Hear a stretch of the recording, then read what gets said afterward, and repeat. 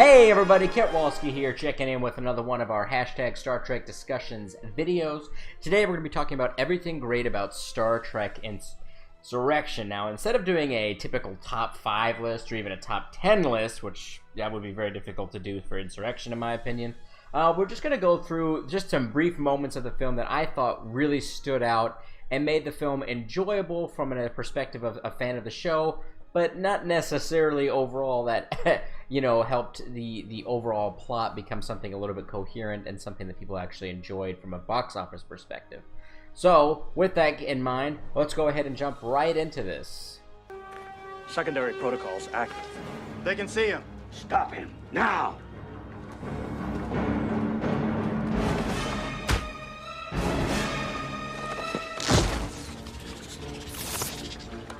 Commander Data, stand down. That's an order. I repeat, stand down!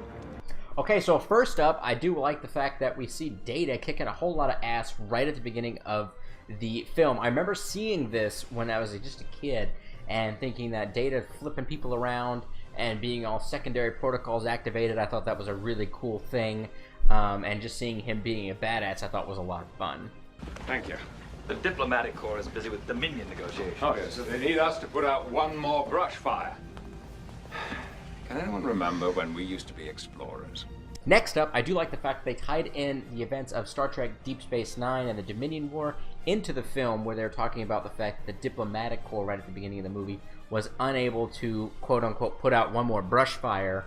That was really interesting because of the fact that I think that was probably the first time and really one of the only times that a show was able to directly connect to what was happening on television. So that was pretty fun. Counselor. Nice speed work. And next up, of course, I do enjoy the fun little antics that the crew is enjoying right at the beginning of the film. I think it creates a lighthearted type of environment and reminds me a lot of the show. The purpose being, I intend to shove it down the Sona's throat. Commander, if one of their weapons hits that gas! It's our only way out of here, Mr. Daniels.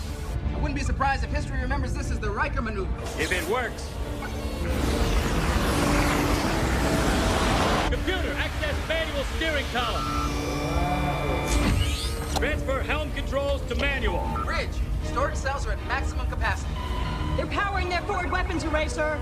I also like seeing Riker utilize the manual steering column and take the Enterprise against 2 Sona warships, or 3 Sona warships, and just wreck them inside the Briar Patch. I do also like the Briar Patch as a whole. I think it's a fun concept. I think it's really cool that it, you know, affects communications, but it also looks kind of fun and damages ships and things like that. So I think that's kind of fun.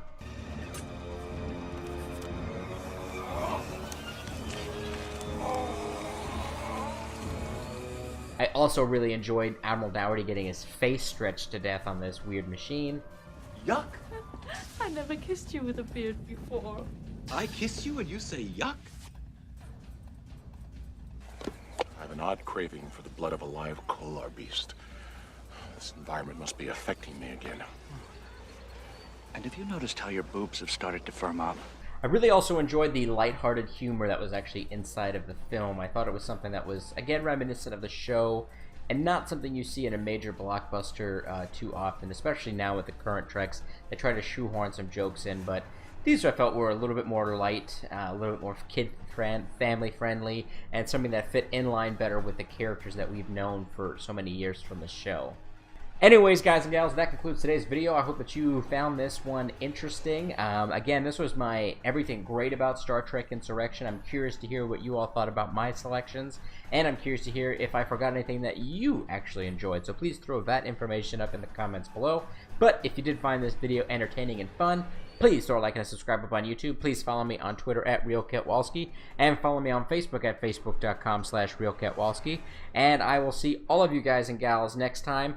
On a side note, I do hope that you guys are enjoying the new position that I have for my video camera with my microphone. We've got BB-8 and old Spock here from Star Trek 2009, and I'm going to hopefully be continuing to improve where I'm at, and then also the videoing capabilities and stuff like that as well. So hopefully you guys enjoy all the hard work that I'm putting into all this. But anyways, I hope that you guys, again, throw a like and subscribe up on the old YouTubes, and I will see all of you next time. Live long and prosper, my Trekkies!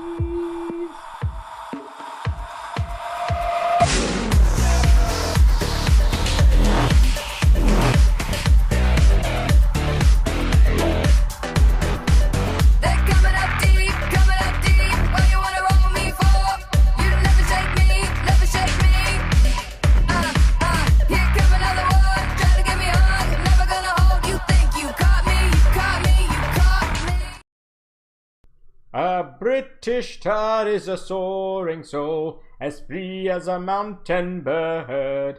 His energetic fish should be ready to resist a dictatorial world. His nose should pant, and his lips should curl. His cheek should flame, and his brow should furl. His bosom should heave, and his heart should grow. And his fist be ever ready for a knockdown blow. His nose should pant, and his lips should curl. His cheek should flame, and his brow should furl. His bosom should heave, and his heart should glow. And his fist be ever ready for a knockdown blow. Yeah, you like that? I'm pretty good.